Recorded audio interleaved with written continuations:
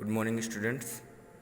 हम लोग बात करते हैं सेकेंड यूनिट के topic linear equation in two variable, जो आपका चैप्टर है linear equation in two variable. तो सबसे पहले जानते हैं linear equation in two variable. Variables क्या होते हैं? वेरिएबल्स का मतलब है जिनकी न्यूमेरिकल वैल्यू क्या हो रही हो, कभी फिक्स ना हो, मतलब वेरी कर रही हो, मतलब उसमें हमेशा हर क्वेश्चन में बदलाव आता रहे।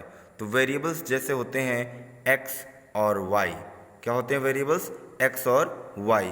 तो वेरिएबल्स का रिलेशन मतलब कांस्टेंट और वेरिएबल के जो रिलेशन होते हैं किसके साथ, हमारे पास फंडामेंटल ऑपरेशन के द्वारा इक्वल टू रिप्रेजेंट कर दिया जाए ज़ीरो, मतलब the relation between variable and constant connected by, मतलब कह सकते हो वेरिएबल और कांस्टेंट जो है कनेक्ट हो रहे हैं किसके द्वारा?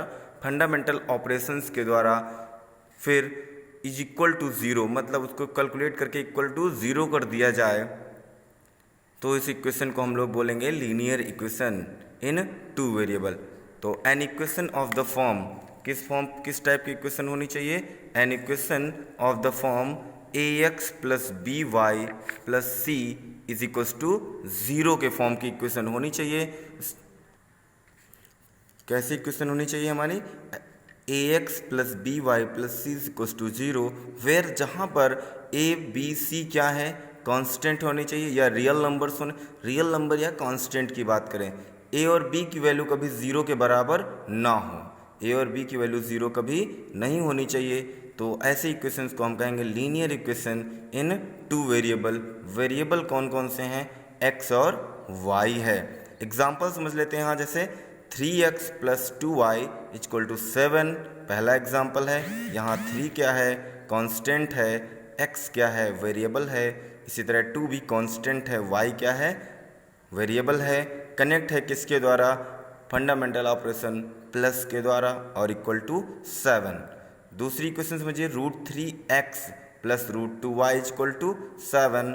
√3 कांस्टेंट है, x वेरिएबल है, √2 कांस्टेंट है, y वेरिएबल है और इक्वल टू 7 में दिया गया है। अब हम बात करते हैं सॉल्यूशन ऑफ लीनियर इक्वेशन। किसकी बात करते हैं? Solution of linear equation. तो सॉल्यूशन क्या होता है? सॉल्यूशन वो जो इस मतलब इक्वेशन को सेटिस्फाइड करे, मतलब वेरिएबल्स की वैल्यू जो इक्वेशंस को सेटिस्फाइड करे। तो यहाँ पर let alpha x plus beta y equal to, मतलब alpha x plus beta y plus c is equal to zero be the given equation of two variable. हमने यहाँ पर एक इक्वेशन कंसीडर कर दी, alpha x plus beta y plus c is equal to zero, ये two variables की equation. तो अब बात करेंगे ऑर्डर्ड पेयर की। ऑर्डर्ड पेयर का मतलब है उस वेरिएबल की वैल्यू कैसे? ए कॉमा बी टाइप्स में, अल्फ़ा कॉमा बीटा टाइप्स में, इस टाइप में देखें ordered pair alpha comma beta. तो एक ऑर्डर्ड पेयर लिया हमने alpha comma beta, is said to be solution. ये क्या कहलाएगा? सॉल्यूशन कहेंगे इसको कब? द गिवन लीनियर इक्वेशन, अगर ये इक्वेशन में क्या कर जाए? सेटिस्फाइड कर जाए। मतलब कि अगर अल्फ़ा बीटा इन वेरिएबल्स की जगह रख दें तो लेफ्ट हैंड साइड और राइट हैंड साइड आपस में क्या हो जाएं? इक्वल हो जाएं। तो हमारा जो ऑर्डर्ड पेयर होगा वो क्या हो जाएगा? सॉल्यूशन हो जाएगा।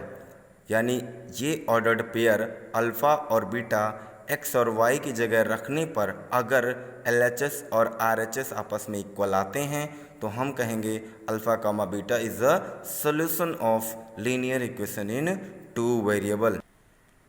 हम बात कर रहे हैं, आगे आते हैं simultaneous linear equation in two variable. Simultaneous linear equation in two variable. तो साइमल्टेनियस लीनियर इक्वेशन का मतलब क्या है? दो इक्वेशन होनी चाहिए। कैसी? Linear equation. तो two linear equation in two variable क्या होनी चाहिए? Two linear equation in two, मतलब टू लीनियर इक्वेशन हो और कैसी हो? टू वेरिएबल्स की हो। वेरिएबल कौन से होने चाहिए? एक्स और वाई। कोई ज़रूरी नहीं कि एक्स वाई ही हो, और भी वेरिएबल हो सकते हैं, जो भी आपकी इच्छा हो वो, या अकॉर्डिंग टू क्वेश्चन जो गिवन होगा। तो two linear equation in two variables, यानी टू वेरिएबल्स हों और इन्हीं वेरिएबल्स को नाम दिया जाता है अननोन्स। क्या कहा जाता है? Unknowns. X and y are said to be from a system of simultaneous linear equation of each simultaneous of each of them is satisfy the same pair of values of x y। मतलब उन दोनों pair की, मतलब जो दो linear हमारे पास to linear equations हैं उनमें को उनको दोनों को हल करके जो x और y की वैल्यू निकाली जाएंगी वही क्या कहलाएंगे, सेटिस्फाइड करेंगे दोनों पेयर को। वहाँ पर जो अननोन्स होंगे उनकी वैल्यू दोनों पेयर मतलब दोनों लीनियर इक्वेशन को क्या करेंगे, सेटिस्फाई करेंगे। तो इक्वेशन कौन सी है, जैसे x plus 2y equal to 2 और 2x plus 3y equal to 6, ये क्या है, साइमल्टेनियस लीनियर इक्वेशन है। दूसरी इक्वेशन देख लेते हैं, रूट 2x मतलब 2 root x plus root y equal to 9 and second equation है 4x plus 5y equal to 19। ये दोनों इक्वेशन क्या है, हमारी क्या है, साइमल्टेनियस लीनियर इक्वेशन है इन टू वेरिएबल।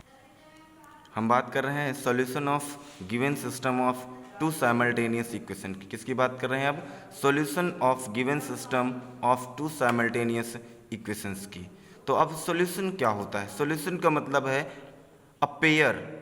अब मतलब कि जो अननोन्स हमारे पास गिवन है साइमल्टेनियस इक्वेशंस में उसकी वैल्यू कैसे मिलेगी। मान लिया वो अननोन्स की वैल्यू हम सॉल्व करके निकाल लेते हैं तो वो अननोन्स वैल्यू उन्हीं इक्वेशन को सेटिस्फाइड करे। अननोन्स की जो वैल्यू आएगी दी गई इक्वेशंस को अगर सेटिस्फाइड कर जाए तो वो क्या कहलाएंगे, सॉल्यूशन कहलाएंगे।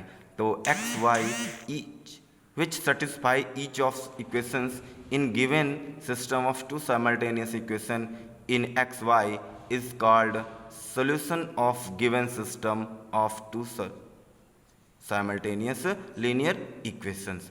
तो यहाँ पर एग्जाम्पल में देखिए जरा, x इक्वल टू 2 और y इक्वल टू 1 है और सॉल्यूशन ऑफ इक्वेशन। तो अगर हम सॉल्यूशन कैसे चेक करेंगे, देखिए जरा यहाँ क्या है, 3 इंटू एक्स की वैल्यू हमारे पास 2 है माइनस 2, y की वैल्यू कितनी है यहाँ पर 1 है। अगर हम इसको सॉल्व करें 2 3 जा 6 होगा, 2 1 जा 1 होगा, 6 से 2 माइनस कर देंगे कितना आ जाएगा 4। यहाँ पर देखिए इसके राइट साइड में 4 दिया गया है और हमने लेफ्ट साइड को सॉल्व किया तो क्या आ गया, 4 आ गया। मतलब लेफ्ट साइड और राइट साइड दोनों की वैल्यू क्या है, सेम है। तो कहेंगे x equal to 2 and y equal to 1 is the solution of this equation first, मतलब इसका सॉल्यूशन है। तो अब सेकंड वाले में चेक करते हैं LHS में, देखिए 6 इंटू 2 माइनस 4 इंटू 1, तो 6 2 जा कितना हो जाएगा, 6 12 हो जाएगा और 4 1 जा 4 हो जाएगा और 12 से 4 हटा देंगे कितना आ जाएगा 8। यहाँ पर देखिए 8 आया है और इस इक्वेशन के राइट साइड में 8 दिया गया है। मतलब इसका लेफ्ट हैंड साइड और राइट हैंड साइड दोनों इक्वल हैं किस पर, x इक्वल टू 2 और y इक्वल टू 1 पर। तो कहा जाएगा, हम कहेंगे कि x equal to 2 and y equal to 1 is the solution of the simultaneous linear equation 3x minus 2y equal to 4 and 6x minus 4y equal to 8। हम बात कर रहे हैं, आगे आते हैं टॉपिक साइमल्टेनियस। समझ में आ गया सभी को? अगर कोई प्रॉब्लम्स हो तो आप कमेंट करके ज़रूर बताएं। तो सबसे पहले आप बात करते हैं आगे चल के कंसिस्टेंट सिस्टम। कंसिस्टेंट सिस्टम क्या होता है? अच्छा, कंसिस्टेंट, अब लीनियर इक्वेशन होंगी हमारे पास तो सॉल्यूशन भी मिल सकता है और सॉल्यूशन ना भी मिल सकता है। तो पहले बात करते हैं कंसिस्टेंट क्या है। A system of simultaneous linear equation, a system of simultaneous linear equation is said to be consistent. It's said to be consistent if it has least one solution. मतलब at least मतलब कम से कम एक solution होना चाहिए equations के पास। अगर किसी linear equation को आप सॉल्व कर रहे हैं तो उसके पास वन सॉल्यूशन होना चाहिए। अगर वन सॉल्यूशन आ गया तो उस इक्वेशंस को हम कहेंगे, जो इस इक्वेशंस का जो सिस्टम क्रिएट हो रहा है उस सिस्टम को हम लोग बोलेंगे कंसिस्टेंट सिस्टम। कब? जब साइमल्टेनियस लीनियर इक्वेशंस के पास क्या हो, एक सॉल्यूशन हो, minimum one solution, at least one solution.